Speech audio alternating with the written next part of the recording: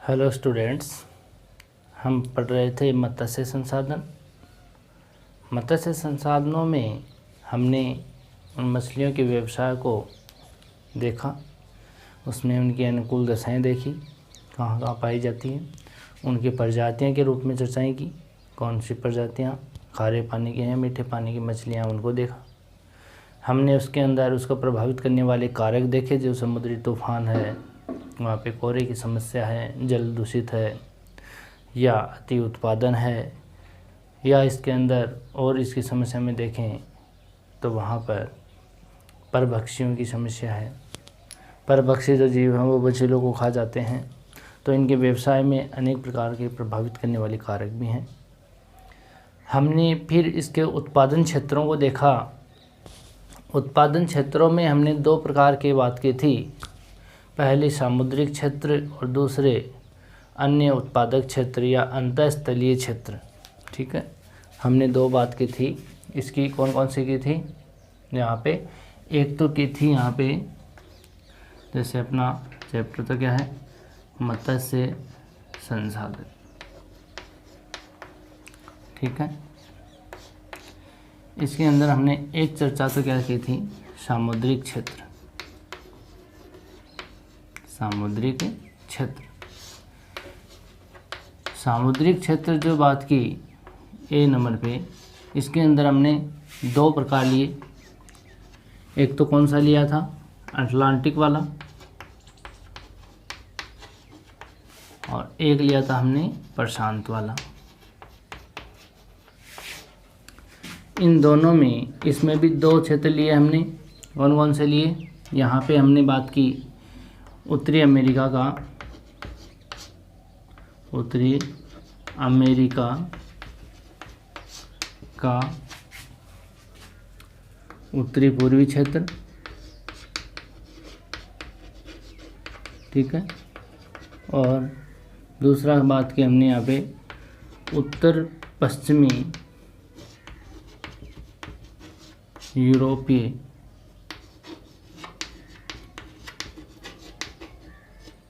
क्षेत्र।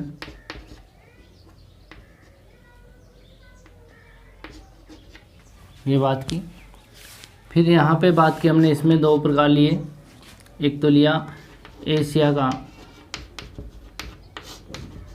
उत्तरी पूर्वी क्षेत्र,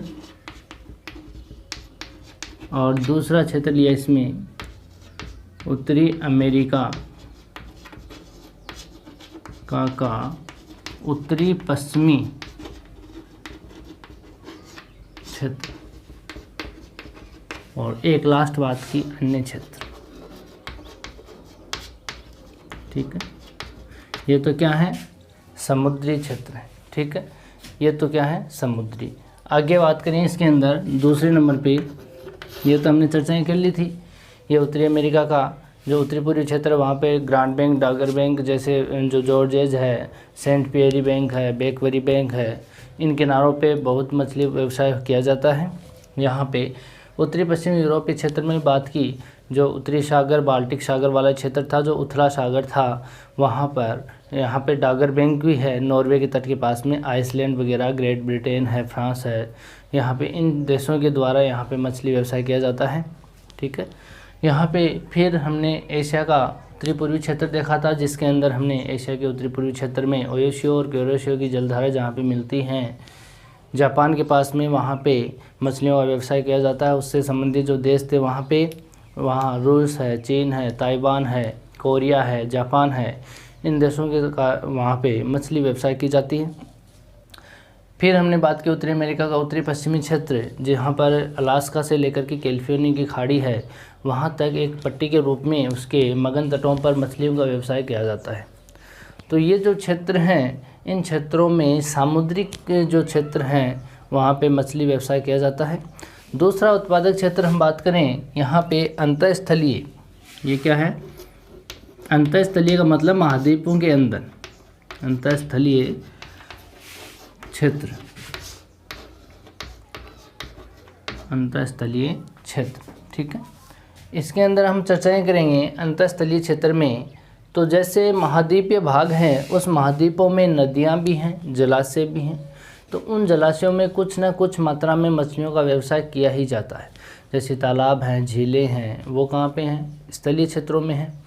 जैसे हम बात करें एशिया की, तो एशिया के अंदर कैस्पियन सागर है, काला सागर है, ये स्थलीय हैं। झीलें हैं, ठीक है, नदियाँ भी हैं, नदियों में भी मछली पालन किया जाता है। तो इन क्षेत्रों में यहाँ अंतःस्थलीय रूप में भी हमें इस मछलियों का व्यवसाय देखने को मिलता है।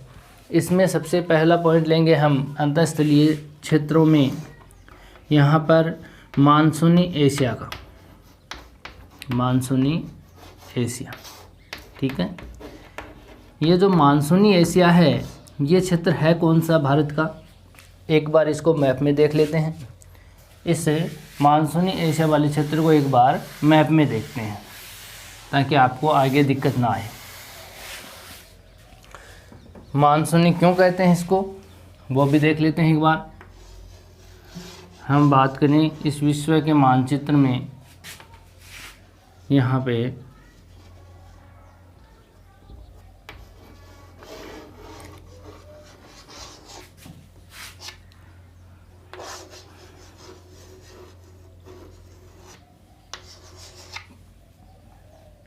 यहाँ से एक रेखा गुजरती है, 0 डिग्री रेखा, ठीक है।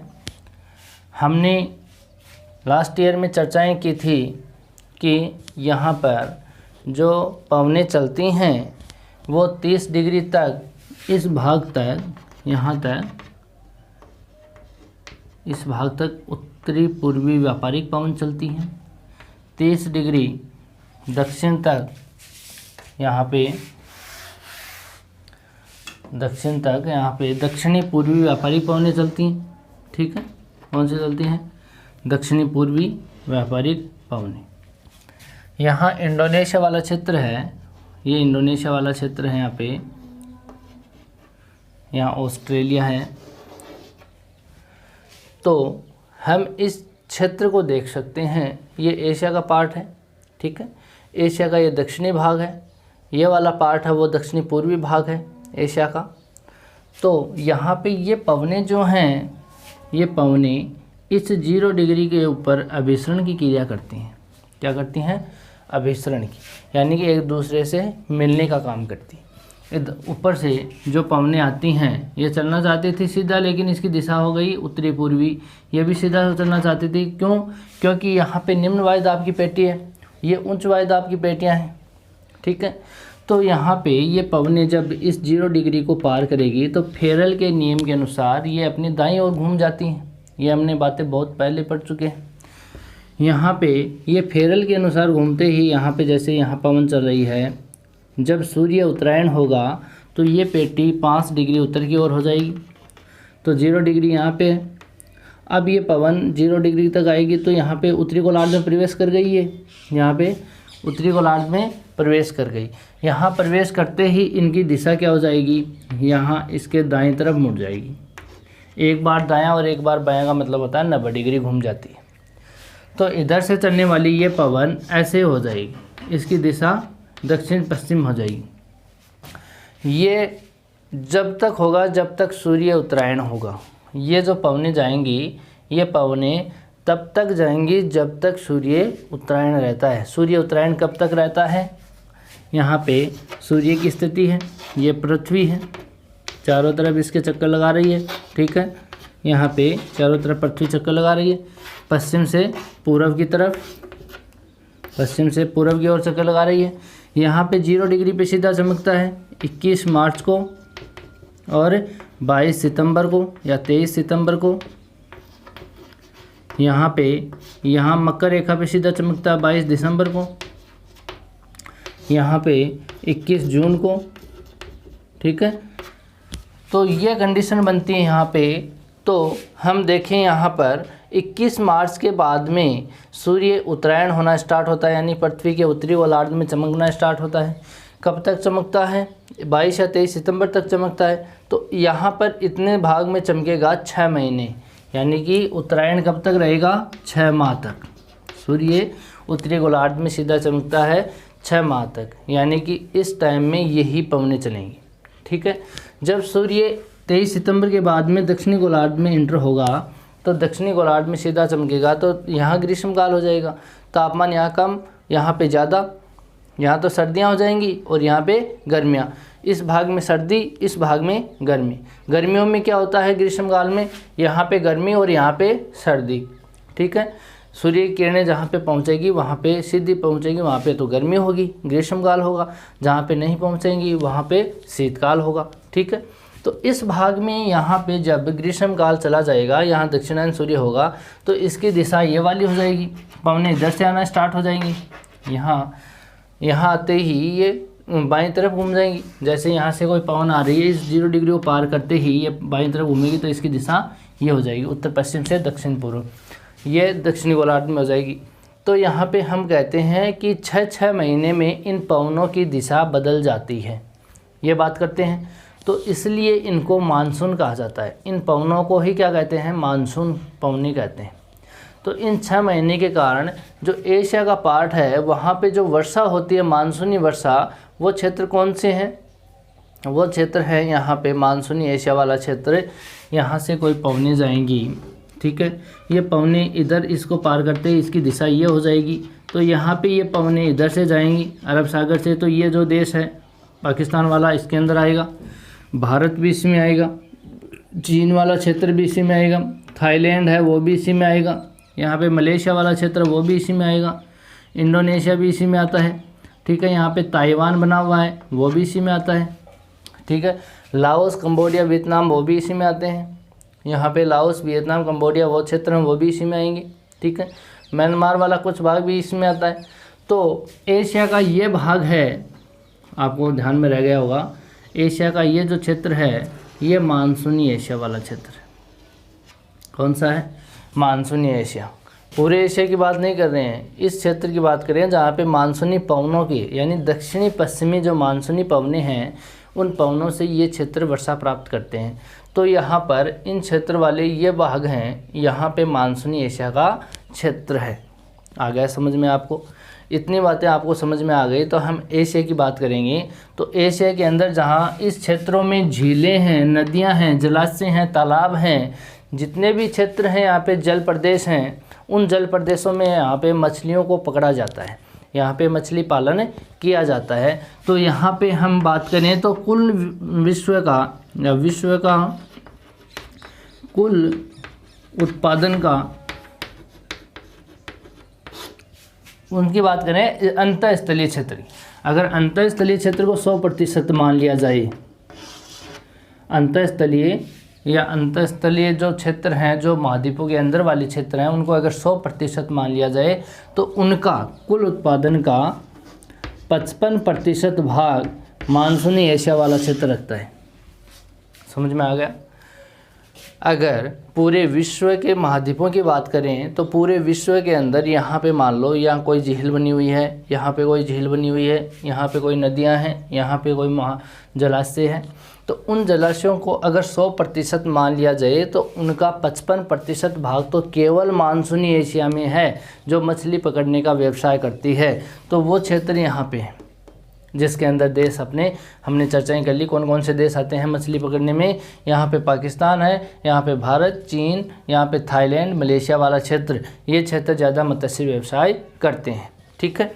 दूसरी बात करें हम इसके अंदर, ये मानसूनी एशिया की बात हो गई। दूसरा क्षेत्र इसमें मध्य अफ्रीका। कौन सा है? मध्य अफ्रीका। मध्य अफ्रीका जो है, ये मध्य अफ्रीका 28% भाग इसके अंदर रखता है कुल मत्स्य का। 55% तो कौन रखता है? मानसूनी एशिया रखता है।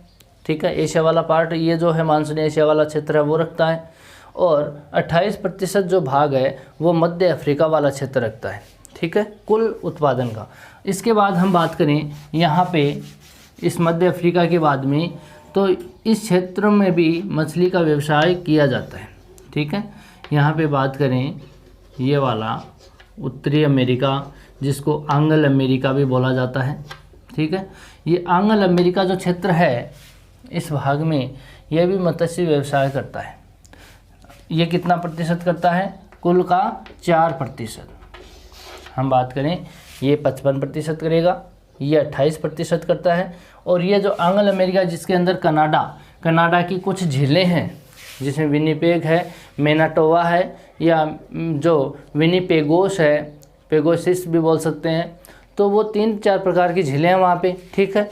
और यहाँ पे जो महान झीलें हैं सुपीरियर, यहाँ पे ह्यूरन, ये मिशिगन, ये ईरी और ओंटारियो, ये हडसन नदी।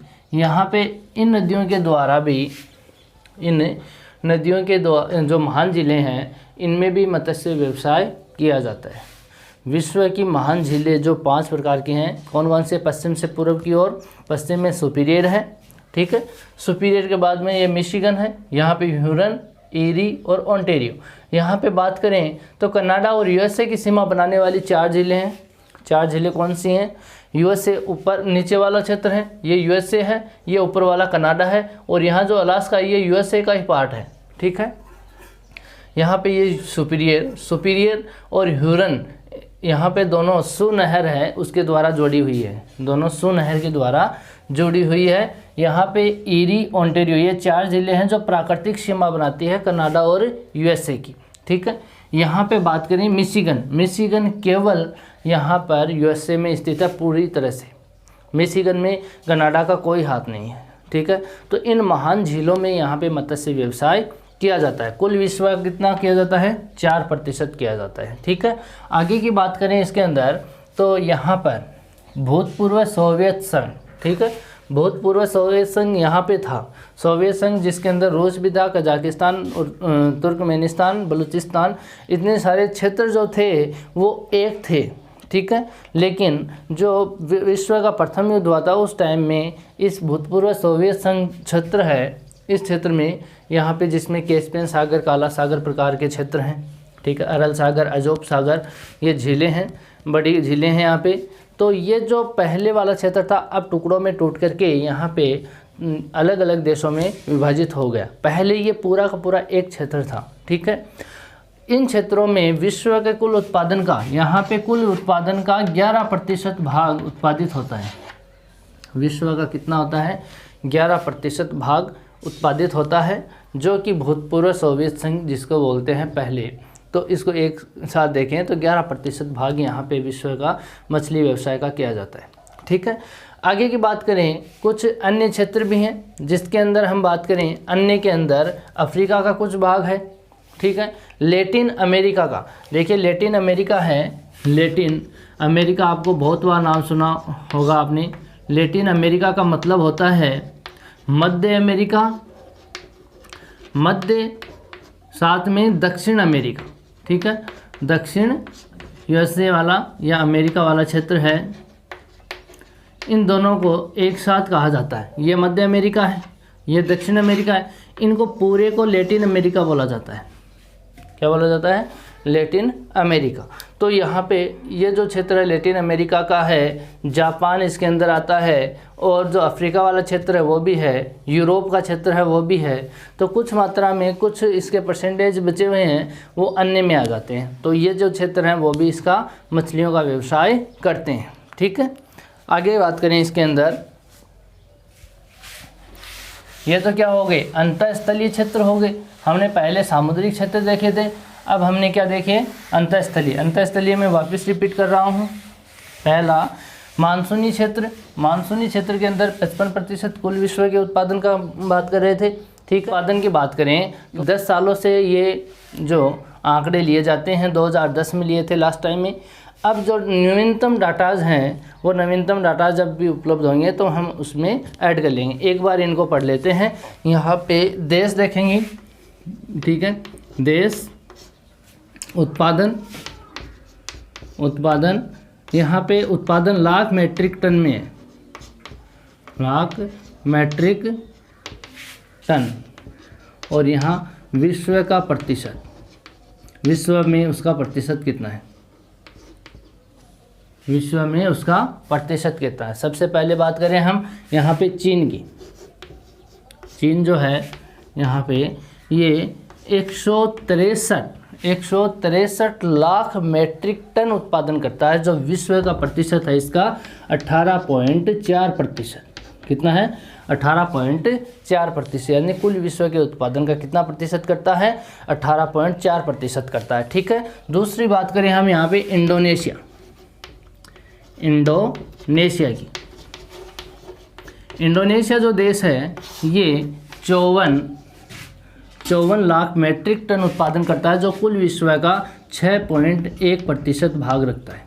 ठीक है, हम नेक्स्ट देश की बात करें तो नेक्स्ट में हम बात करेंगे भारत की।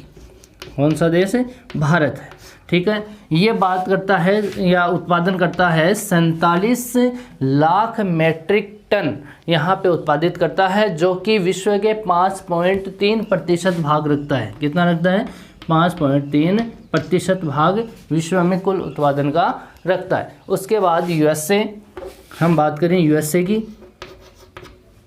यूएसए 44 लाख मैट्रिक टन विश्व के उत्पादन करता है, जो कि 5% भाग रखता है। कितना रखता है? 5% भाग रखता है। नेक्स्ट बात करें हम पेरू। पेरू जो देश है, पेरू, ये कुल उत्पादन तो करता है 42 लाख मैट्रिक टन, और प्रतिशत में देखें तो इसका प्रतिशत है यहाँ पे 4.7%। कितना है? 4.7% उत्पादित करता है। फिर हम बात करें जापान की।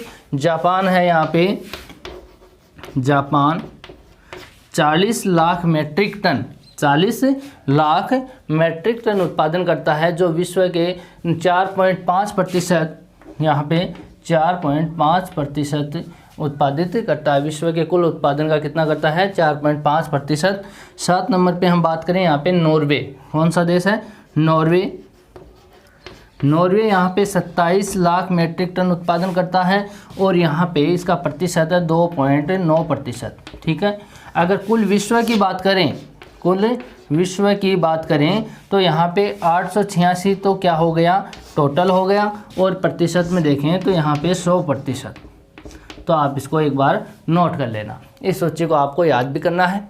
हम बात करें विश्व के मत्स्य उत्पादन की, तो यहाँ पे ये आंकड़े बदल सकते हैं, ये आंकड़े नवीनतम आंकड़े बदल सकते हैं, क्योंकि अभी बुक्स में हमें देखने को नहीं मिलते। तो आप नेट से सर्च कर लेना, या नहीं है तो अगर आएंगे तब इसके अंदर हम ऐड कर लेंगे कि सबसे ज़्यादा उत्पादन चीन का है या इंडोनेशिया का है। ठीक है, तो इसको आप ध्यान में रखना, एक बार इनको याद कर लो आप। ठीक है, चीन का 163 उत्पादन है लाख मैट्रिक टन में, सबसे ज़्यादा चीन उत्पादित करता है। ये वो देश हैं जो 1000 लाख मैट्रिक टन से ज़्यादा उत्पादन करने वाले देश हैं। ठीक है, तो इनकी हमने उत्पादन की चर्चाएं कर ली हैं। नेक्स्ट बात करते हैं हम मत्स्य व्यापार की।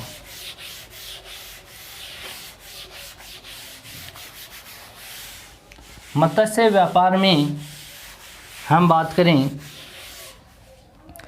व्यापार तो देखिए मछली ऐसी खाद्य सामग्री है जो स्थानीय यानी लोकल रूप में ही उसकी खपत हो जाती है खाने के रूप में। लेकिन कुछ देश ऐसे हैं जो विकसित देश हैं, जो मछलियों का अधिक उत्पादन या व्यापार उत्पादित कर लेते हैं, उसको फिर वो विदेशों में निर्यात कर देते हैं। यहाँ पे निर्यात कर देते हैं, तो वहाँ उन देशों की हम बात कर सकते हैं, यानी उनकी खपत पूरी नहीं होती है, उनके पास जो बच जाता है माल उसको वो भेज देते हैं। तो अंतर्राष्ट्रीय व्यापार में दो बातें होती हैं, एक तो निर्यातक देश होते हैं, एक आयातक होते हैं। निर्यातक का मतलब वो देश एक दूसरे को भेज देते हैं, यानी कि यहाँ मैं कोई उत्पादन कर रहा हूँ तो मैं अगर उस सामान का पूरी तरह उपयोग नहीं कर पाता और मेरे पास वो सामान एक्स्ट्रा बच जाता है, तो मैं उसको दूसरे कंट्रीज़ को भेज देता हूँ या दूसरे आदमी को मैं उसको बेच देता हूँ, तो उसको कहते हैं हम निर्यातक। क्या कहते हैं? निर्यातक। व्यापार में दो ही बातें होती हैं, एक तो निर्यातक होती है, एक आयातक। ठीक है, तो जो विकसित देश होते हैं, जो विकसित देश होंगे वो निर्यात करेंगे। किसी भी चीज़ का निर्यात करने वाले जो देश होते हैं वो विकसित देश ही होते हैं। ठीक है, इनमें जैसे हम बात करें, पेरू आता है, यहाँ पे चीन आता है, नीदरलैंड आता है, इसमें कनाडा भी आता है निर्यातक देशों में, यहाँ पे नॉर्वे आता है। ठीक है, नॉर्वे, चीन है, कनाडा है, यहाँ पे आइसलैंड है, यहाँ पर आइसलैंड,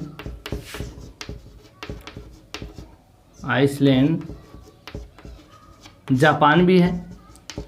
ये जो देश हैं ये विकसित देशों की श्रेणी में भी आते हैं और ये मछलियों का क्या करते हैं, निर्यात करते हैं। आयातक देशों में देखें तो आयातक में जैसे यूएसए है, यूएसए आयात करता है, मछलियों का व्यवसाय कम करता है, लेकिन वो बाहर से ही मछलियों को खरीद लेता है खाद्य के रूप में। इसमें ग्रेट ब्रिटेन है, इसमें स्पेन है, इटली है और पुर्तगाल है। ये जो देश हैं, ये देश इस मछलियों का आयात करते हैं, यानी बाहर से जो दूसरे देश बेचते हैं उनसे आयात करते हैं। तो यहाँ पे आयात और निर्यात यानी कि अंतर्राष्ट्रीय व्यापार भी मछलियों का खूब होता है। निर्यातक देश जो होते हैं, पेरू है। पेरू कहाँ का है, दक्षिण अमेरिका का देश है, ठीक है, दक्षिण अमेरिका है, वहाँ पे पेरू देश है, जो कि जो चिली है उसके ऊपर वाला क्षेत्र, बोलीविया और चिली के बीच में छोटा सा देश है पेरू। चीन है, चीन अपना एशिया का पूर्वी भाग में है, जहाँ जापान है, जापान जो प्रशांत महासागर में 4 द्वीपों से मिलकर बना है, होकेंडो, होन्शु, क्यूशु और शिकोकू, वहाँ इसके पास में चीन है। नीदरलैंड यूरोप की कंट्रीज है, जहाँ फ्रांस है, नीदरलैंड हॉलैंड को बोलते हैं। देखिए यहाँ पर है ये, हम बात करें पूरे यूरोपीय क्षेत्रों की तो यूरोपीय भाग में ये कंट्रीज हैं। यहाँ पे ये नॉर्वे है, ठीक है, ये तो क्या है, नॉर्वे के पास में एक यहाँ पे द्वीपीय जो देश है, यहाँ आइसलैंड है, ठीक है, आइसलैंड, नॉर्वे। यहाँ पे नीदरलैंड है, नीदरलैंड को ही हॉलैंड बोला जाता है, याद रखना, इसके 2 नाम हैं, हॉलैंड भी बोलते हैं इसको, नीदरलैंड भी बोलते हैं। कनाडा कहाँ पर है, यूएसए है, यूएसए के ऊपर जो महान झीलों से इसकी प्राकृतिक सीमा बनाने वाला जो देश है, उत्तरी अमेरिका का उत्तरी भाग जो कि कनाडा का ही है, ठीक है। ये नॉर्वे यहाँ पे हो गया, आइसलैंड हो गया, जापान आपको पता ही है कौन सा है, प्रशांत महासागर में 4 द्वीपों से मिलकर बना हुआ देश है, जो कि विकसित देश है, ठीक है। वहाँ पे उत्पादन कम होता है, लेकिन वो आयातक ज़्यादा करता है और फिर उस सामान को तैयार करके बाहर भेज देता है, यानी निर्यातक में भी है और आयातक में भी है। तो जापान बहुत ही विकसित देशों की श्रेणी में आता है, जो कि स्टील के निर्माण में वो बहुत ही ज़्यादा, मशीनरी जो बनती हैं वो जापान में सबसे ज़्यादा बनती हैं, जबकि लोहा या स्टील रूस का सबसे ज़्यादा उत्पादन है, लेकिन वो वहाँ से आयात करके, जापान आयात करके उसको तैयार करके, माल तैयार करके बाहर कंट्रीज़ में भेज देता है। तो इसलिए वो विकसित देशों की श्रेणी में आते हैं। यहाँ पे आयातक देशों में हम देखें तो यहाँ पे आयातक देश यूएसए वाला है, ग्रेट ब्रिटेन यहीं पे है। यहाँ पे जो देश बना हुआ है ग्रेट ब्रिटेन, जिसमें लंदन है, स्कॉटलैंड है, आइसलैंड है, आयरलैंड वगैरह जो छोटे छोटे राज्य हैं 3, वहाँ पे ये जो कंट्रीज़ बनी हुई है, इन सभी द्वीपों को मिलाकर ग्रेट ब्रिटेन बोलते हैं, ठीक है। यहाँ पे बात करें स्पेन की तो स्पेन और पुर्तगाल, ये वाला आइबेरियाई क्षेत्र जो है, इसके अंदर ये एक तो क्या है, छोटा सा देश पुर्तगाल और ये स्पेन, ठीक है। ये जो आगे निकला हुआ भाग है ये भूमध्य सागर वाला क्षेत्र है। तो यहाँ पे इसको क्या बोलते हैं, आइबेरियाई प्रायद्वीप, क्या बोलते हैं इसको, आइबेरियाई प्रायद्वीप, जिसके अंदर स्पेन और पुर्तगाल 2 देश हैं, ठीक है। ये भूमध्य सागर में आगे निकला हुआ भाग क्या है, इटली है, इसको क्या बोलते हैं, इटली बोलते हैं। तो यहाँ पे इन देशों की लोकेशन आपको मैंने बता दी है, इटली, स्पेन, पुर्तगाल। तो ये कहाँ पे है, यूरोपीय कंट्रीज़ है जो भूमध्य सागर के तट पर हैं, जिसको रोम सागर भी बोलते हैं। ग्रेट ब्रिटेन उत्तरी सागर और इंग्लिश चैनल वहाँ पर है, और ये यूएसए वाला क्षेत्र उत्तरी अमेरिका का एक देश है, जो कि USA United state of America इसलिए कहते हैं क्योंकि ये 50 राज्यों का एक संघ है, ठीक है। तो ये आता है आयातक और निर्यातक देशों की श्रेणी में ये देश आते हैं। उसके बाद हम बात करें मत्स्य उद्योग की समस्याएं व भविष्य। समस्याएं क्या क्या आ सकती हैं, अनेक समस्याएं आ सकती हैं, जिसमें कुछ बात करें, कुछ जाति की जो मछलियाँ उनका अभाव होता है, ये भी एक बहुत बड़ी समस्या है, ठीक है। आगे बात करें इसमें दूषित जल की, वो भी एक समस्या है, ठीक है। मछलियों का अभाव होता है, कुछ प्रजाति की ऐसी मछलियाँ होती हैं जिसका अभाव होता है। परिवहन की भी समस्या आ सकती है, ठीक है। यहाँ पे मत्स्य आखेट और शिकार 2 चीज़ें होती हैं, ठीक है, तो उनमें भी कठिनाई हो सकती है। मछलियों के रूप में परभक्षी जो होते हैं, जो उपद्रव करके वहाँ मछलियों को खा जाते हैं, उनकी भी समस्याएं हो सकती हैं, ठीक है। तो भविष्य में सबसे ज़्यादा ये है कि जो मछलियाँ नष्ट होने की कगार पर है उनको संरक्षण दिया जाए, ठीक है। तो इसके भविष्य के लिए उनका संरक्षण करना बहुत ही ज़्यादा इम्पोर्टेंट है। तो आप लोग इस पूरे मत्स्य चैप्टर को, आज ये पूरा मत्स्य चैप्टर कंप्लीट हो गया है, ठीक है। आप इसको बुक से भी पढ़ोगे, मैंने जो पढ़ाया है उसके अंदर जो मैंने बातें बताई हैं उनको नोटबुक में नोट करोगे, उनकी छोटे छोटे नोट्स के रूप में आप इसको लिख लोगे ताकि आपको याद रहे कि कौन सी मुख्य चीज़ें हैं, ठीक है। आप बुक से पढ़ोगे। इसके बाद हम नेक्स्ट वीडियो में न्यू टॉपिक लेकर आएंगे। Thank you.